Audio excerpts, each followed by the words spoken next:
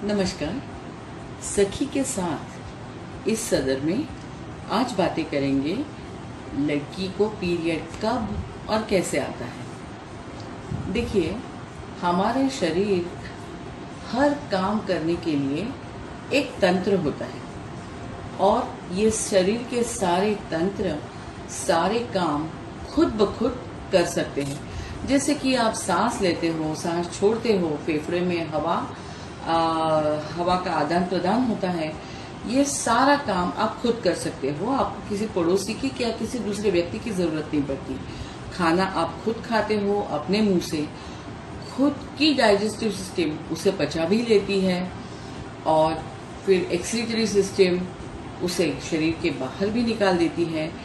शरीर में खून खुद ब खुद दौड़ता है। टुल्लू का पंप लगाए बगैर आपका ही हार्ट, अपना खुद का हृदय उसे पंप करके रक्त को शरीर में सब जगह घुमाता है।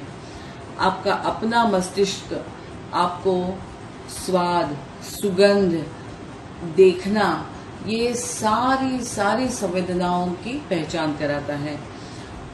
आपके शरीर ने कब और क्या करना है इसकी योग्य सूचनाएं भी देता रहता है।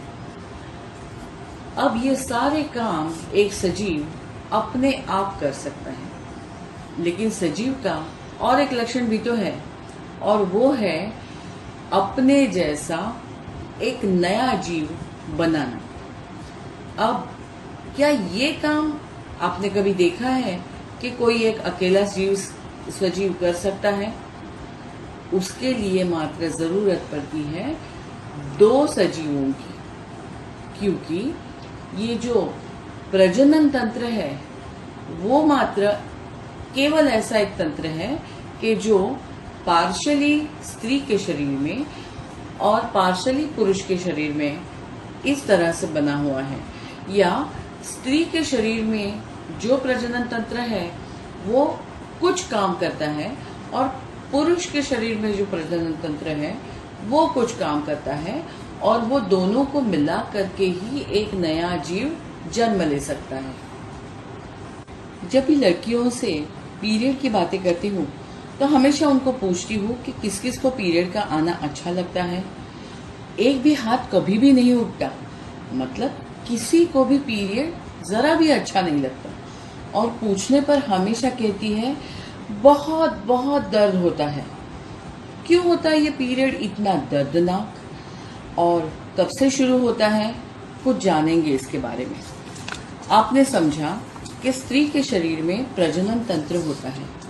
अब उसकी संरचना भी देखेंगे।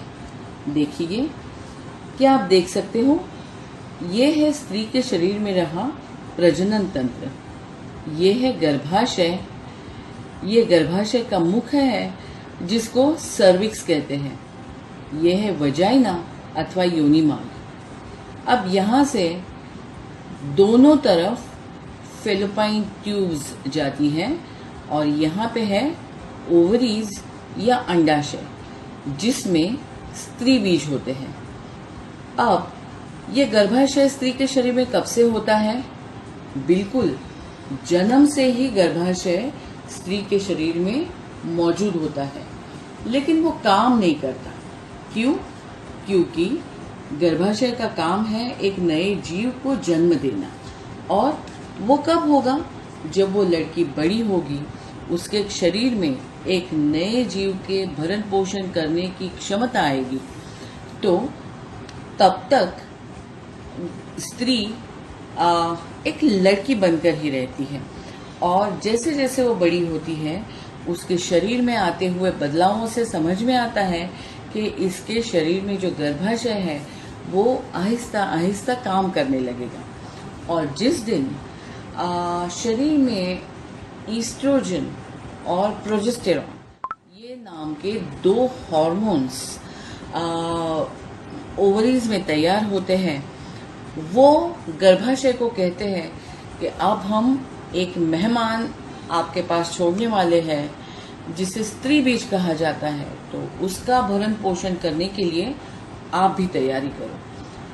गर्भाशय की जो थैली होती है उसका काम होता है के अंदर आए हुए मेहमान मतलब वो स्त्री बीज का भरण पोषण करके उसमें से एक बालक बनाना। मतलब बालक अपने आप ही बनता है, उसका भरण पोषण करके उसको बड़ा करना। वो करने के लिए वो अपने अंदर एक अस्तर, एक मांसपेशी और खून से भरा एक मुलायम सा अस्तर चारों तरफ बिछाता है।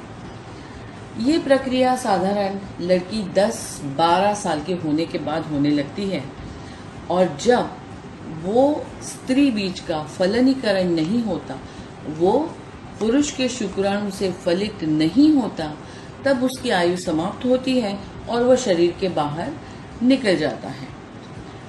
अब ये प्रक्रिया कैसे होती है हम एक मॉडल बनाकर भी देखेंगे, लेकिन उसके पहले समझेंगे कि जो एक लड़की होती है छोटी सी, उसका गर्भाशय जब काम करने लगता है और जब पहला अंडा गर्भाशय में आके फलित न होके बाहर चला जाता है, उस दिन को कहते हैं मीनाज।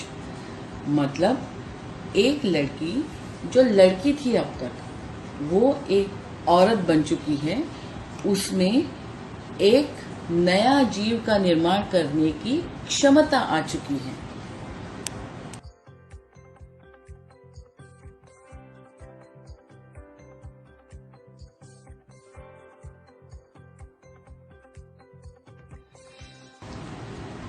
हर महीने एक स्त्री बीज ओवरीज या अंडाशय में से गर्भाशय तक आता है और वहां वो कुछ दिन रहता है, देखता है कि उसका फलनीकरण होता है या नहीं, और जब फलनीकरण नहीं होता तब वो शरीर के किसी काम का नहीं होता, क्योंकि अगले महीने नया स्त्री बीज आएगा। तो जाहिर सी बात है, जो शरीर को जरूरी नहीं होती है चीज, वो शरीर के बाहर निकाली जाती है। और यह प्रक्रिया थोड़ी सी दर्दनाक होती है। क्यों और कैसे, हम एक प्रयोग करके उसे देखेंगे। तब तक आप ये संरचना एक बार दोबारा देख लीजिए। ये है शरीर स्त्री का, शरीर में रहा प्रजनन तंत्र, ये है गर्भाशय, उसके अंदर जो गुलाबी दिख रहा है वो है गर्भाशय का अस्तर, जिसे एंडोमेट्रियम कहा जाता है। ये फेलोपाइन ट्यूब्स है, ये ओवरीज है, और ये सर्विक्स और ये वजाइना जो शरीर के बाहर जाने का रास्ता भी है। हमने आपको बताया था कि पीरियड कैसे आता है, ये सारी प्रक्रिया जो हमने आपको समझाई वो कैसे होती है। इसे हम एक प्रयोग करके अथवा जैसे विज्ञान में हम मॉडल्स बनाते हैं, वैसे मॉडल बना के हम देख लेंगे। देखिए, कुछ पुरानी बोतलें होती हैं, उसमें से मैंने ये कुछ काट के रखा है। अब हम देखेंगे, ये है आपके गर्भाशय की संरचना। ये जो है वो गर्भाशय है, ये फेलोपाइन ट्यूब है, और यहाँ पे ओवरीज अथवा क्या कहते हैं उन्हें, आपके अंडाशय यहाँ पे उसके साथ जुड़े हुए हैं। अंडाशय में बहुत सारे अंडे तैयार होते हैं, और उसमें से सबसे हेल्दी अंडा जो होता है, एग या स्त्री बीज जो होता है, वो फेलोपाइन ट्यूब में से होके गर्भाशय में आता है और राह देखता है फलिनीकरण की। अब इसे देखिए, ये है आपका गर्भाशय,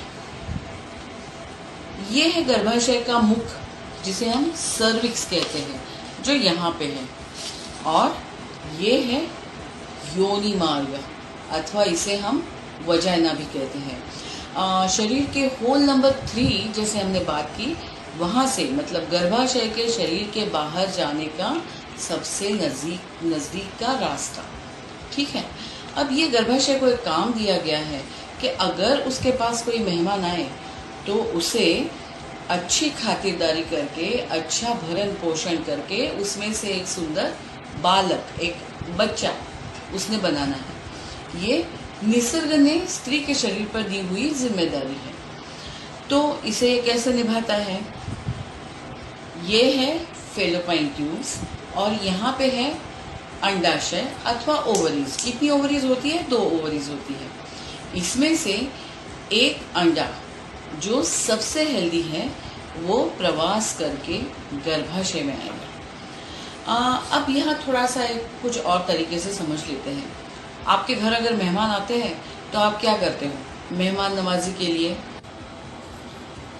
तो ये गर्भाशय भी कुछ ऐसे ही करता है।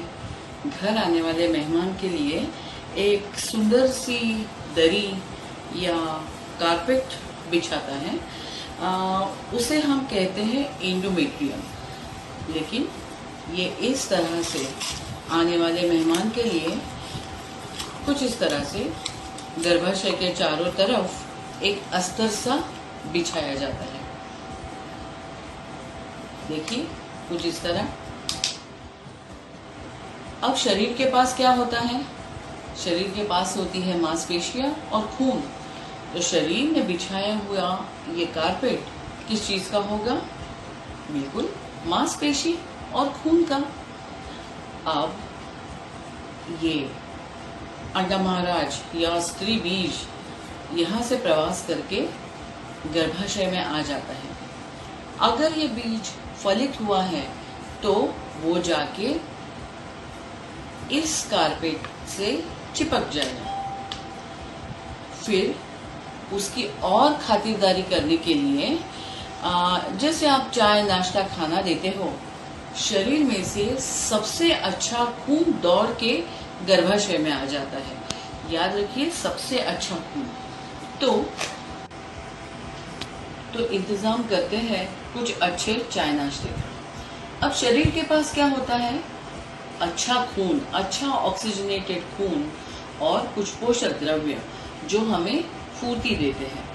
तो शरीर में से सबसे अच्छा खून और पोषक द्रव्य दौड़ के गर्भाशय में आ जाते हैं कुछ इस तरह। अब जो अंडा है, अगर उसका फलीनीकरण हो चुका है तो वो इस कारपेट पर बैठ जाएगा या ये एंडोमेट्रियम से चिपक जाएगा।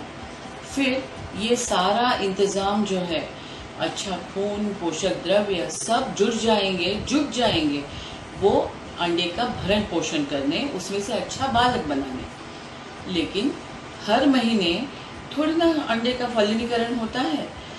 हर महीने बालक तो नहीं बनेगा और ये अंडे की या स्त्री बीज की आयु खत्म होकर वो फूट जाएगा। हमने पहले ही कहा, शरीर नहीं रखता पास जो चीज नहीं जरूरी। कुदरत के इसी नियम से आती है माहवारी। अब जब ये अंडा और उसके लिए तैयार किया गया ये सारा इंतजाम शरीर के किसी काम का ही नहीं, तो उसका क्या होगा? वो 28 दिन होने के बाद शरीर के बाहर भेजा जाएगा। कहाँ से? सबसे नजदीक के रास्ते से, मतलब होल नंबर 3 अथवा सर्विक्स और वजाइना, योनि मार्ग से वो शरीर के बाहर जाएगा। कैसे? कुछ ऐसे।